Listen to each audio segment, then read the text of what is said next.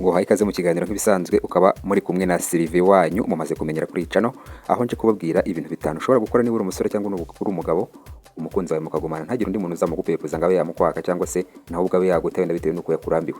Ibintu bitanu byandi kube hafi niba ufite umukunzi wishimira cyangwa niba ari n'umugore mubana wenda mwasezeranye cyangwa se mubana mutaranasezeranye, ibi bintu bitanu nubikurikiza ukabyitaho umugore wawe cyangwa umukunzi wawe nta nazigerage. Ubutaha tuzabaganira ku kiganiro gikurikira, tuzabaganirira ibyo wakorera umukobwa cyangwa uri umugore, ariko ubu ngubu tugiye kubaganirira ibyo wakorera umugabo umukunzi wawe ntagira nazigerage. Ntidutinda rero, icya mbere umukunzi wawe niba udashaka kazegera gucika irinde kumusohokana kenshi.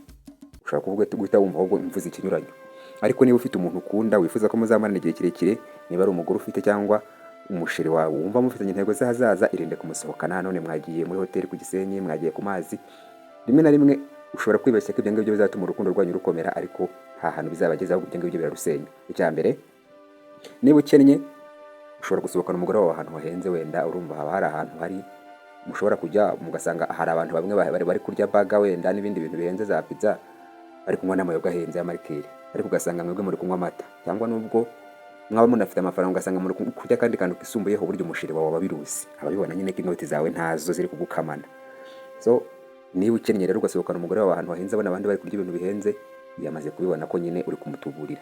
Nanone niba ukize umugore wawe ukamumenyereza kumusohokana cyangwa se umusheri wawe, bizatuma iyo ngesi imukukiramo abe mu buzima bw'ibinezeza, uwo ntazigera avamo umugore uzarera abana mu rugo, ahubwo azabikirara n'ubundi muzaba mumara gusezera. Ni cya kintu mumara kubana bakibwira ngo mubyare kiti njye nta gahunda yo kubyara mfite, ndacyakeneye kuryoshya.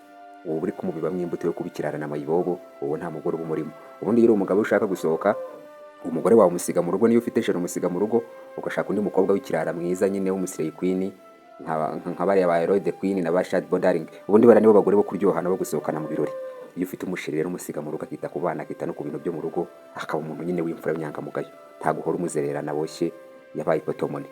Ikintu twakugaragara muri iki kiganiro ntibivuze ko utamusohokana, ariko gake gashoboka. Bano ukamubwira ati ni ku isabukuru namusohokanye ahantu ku mazi turya gafi wenda cyangwa kandi kantu, ukavuga ati wenda abana bacu wenda nabo bagize utuntu naba nabajyanye, cyangwa ukavuga ati umusheri wanjye wenda tumaze igihe kinini cyane mpugiye mu kazi, wenda rimwe mu mezi abiri cyangwa se rimwe mu kwezi hari ahantu mujyanye, ariko nabwo ntimutindeho mukikozayo mugahita mugaruka. Irinde kumusohokana inshuro nyinshi. Ni ikintu cya mbere. Ikintu cya kabiri rero, ntugatuma abona ko hari undi mugabo uriho wabukurusha ubwenge.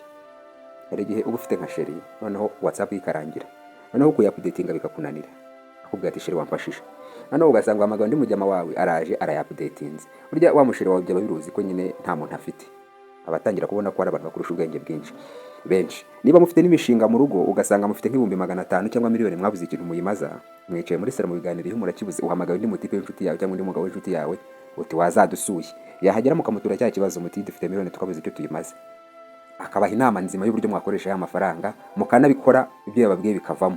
Buryo umugore wawe babibona, aba yamaze kubona nyine ko nta mugabo afite, ahubwo bari bari kuvuga ati ahubwo se umugabo suyo, uwo nyine ubahaye inama.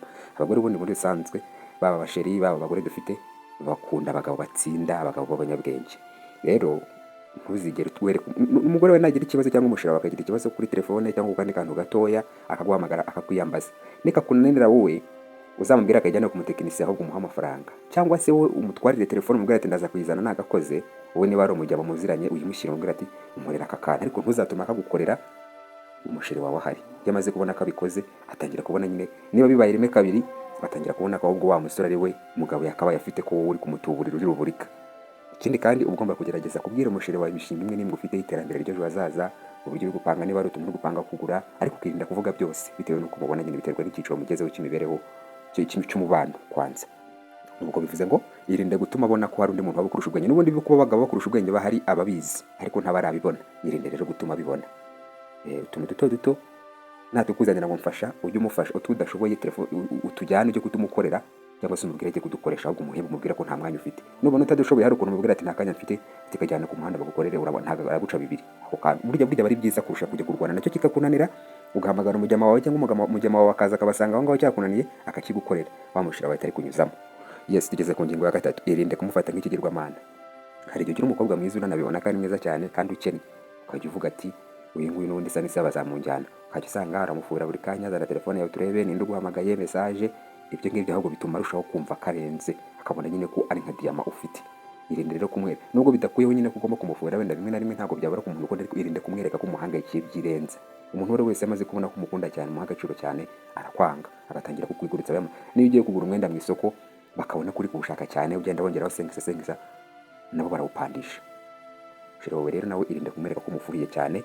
Ikindi kandi yumucyaha mu gihe yakoze amakosa. Hari igihe usanga sheri wawe yaratetse ugasanga ashiririje ibiryo ari kuri TikTok, burya uba ugomba kumukanga ukanamwereka ko byakubabaje.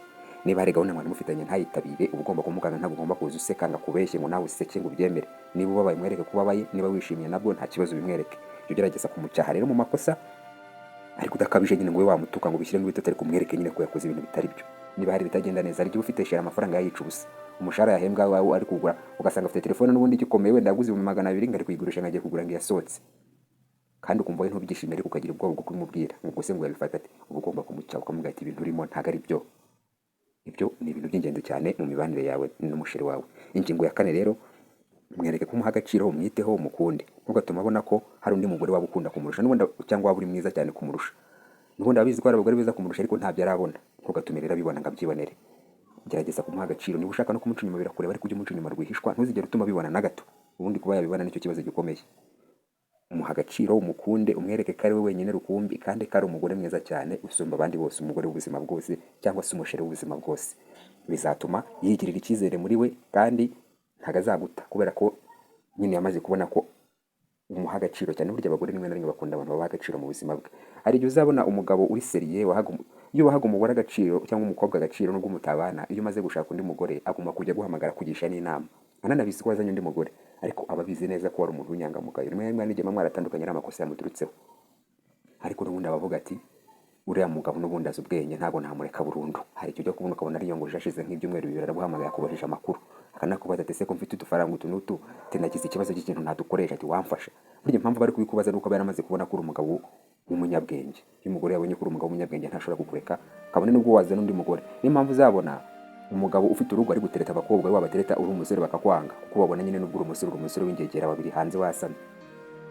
Umukobwa rero cyangwa umuntu w'igitsina gore, we kuba ushatse nta kintu bimubwiye mu gihe cyose abona ufite ubwenge. Abagore bakunda abagabo b'abanyabwenge biyubatse kandi baharanira iterambere.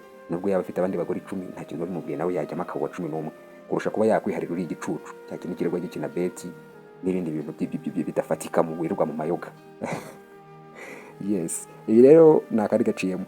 Ugomba kumwerekana nanone muri famiye cyangwa abajyama bawe n'inshuti zawe bakamubona nyine. Burya umugore uhora umuhisha abantu, nawe abona ko wamugize umugore wo gukorana na nijoro, wamuhamagara mu gito, mwana nasohoka ntumuherekeze. Umugore burya bakeneye ko rimwe na rimwe munyuzamo mukanatemberana mu nzira, mukagera ahantu mujyana. Kabone nubwo mwajya kuka alimentation, mukabwira ati muduhe amata cyangwa se muduhe biscuit cyangwa muduhe shokora, safa nta kibazo, ariko mukagera n'akagendo runaka mukorana. Abagenge abagore babikunda kubi.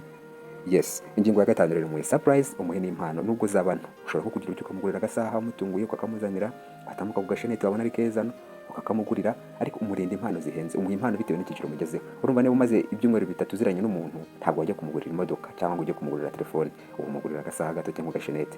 Ariko niba umaranye nk'imyaka 5, ushobora nko kumugurira agatelefone wenda bitewe n'amafaranga ukorera cyangwa nawe ufite. Ariko niba ari n'umugore ufite mu rugo, ushobora no kumushakira agaperime ukamugurira n'akamodoka, biterwa no kwiteza imbere kwawe n'urwego ugezeho.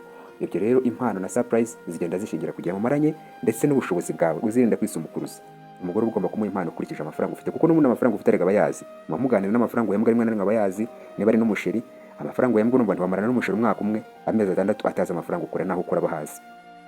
Umuha impano rero ukurikije urwego uriho. Ibyo bizatuma kugirira icyizere, kandi abone ko uri umuntu utisumukuruza, wiyakiriye nyine, wifata ukuri, kandi ugerageze kuba smart, umuntu urangwa n'isuku, ubrose ubwanwa bugabanye. Ujye unamuganiriza niba bukunda nta kibazo, niba atabukunda byanawe byiza ubukuyeho rimwe na rimwe. Niba ari umugore ukunda amatisi, ugerageze kubyitoza nawe n'amakoto ujye utwambara. Nicyo babigutwaye rimwe na rimwe wanasanga nayo abayanakubera uve mu makoboyi. Niba nanone akunda amakoboyi, ugerageze kuguramo nk'atungaye, nubwo waba ari umuhamya wayo wambara amatisi gusa. Ugerageze nyine, niba hari akantu ubonye akunda kandi katagize ikintu kagutwaye, ugerageze. Niba ubona adakunda inzoga, ugerageze kuzigabanya. Niba binavuze ko uzireka, ariko wanazigabanya cyangwa ukagize inkwa atakuruza, ukirinda nyine kakubona wasinze.